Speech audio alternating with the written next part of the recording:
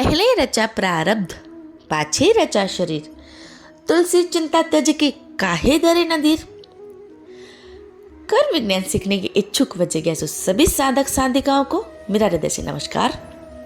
दोस्तों, आइए इस रविवार देखते हैं कर्म ज्ञान की बाबा जी की पोटली में से कौन सा अनमोल रत्न निकलता है। तो इस रविवार का विषय है प्रारब्ध कर्म या भाग्य क्या है। क्या भाग्य को हम बदल सकते हैं? क्या जब तप पूजा पाठ दान पुण्य से भाग्य को बदला जा सकता है? भाग्य का निर्माण कौन करता है, हम स्वयं या ईश्वर?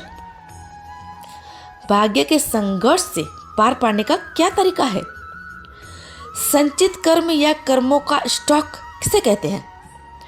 क्या कर्मों के स्टॉक को किसी तरह कम किया जा सकता है?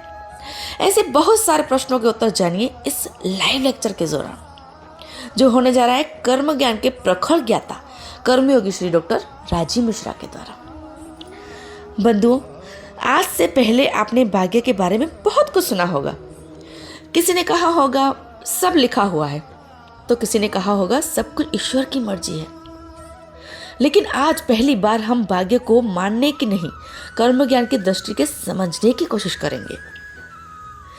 आज की चर्चा में कहानी नहीं है, उपदेश नहीं है, यह उस नियम की बात है जो हर कर्म को परिणाम से जोड़ता है।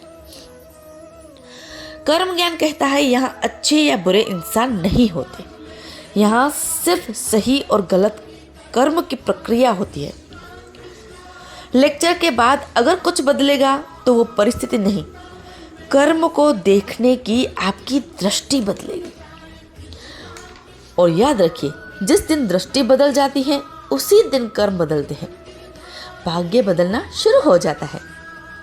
इसी कर्म ज्ञान की समझ के साथ आइए लाइव लेक्चर जरूर अटेंड करें इवनिंग पोस्ट गार्डन राजकोट में। नमस्कार, धन्यवाद।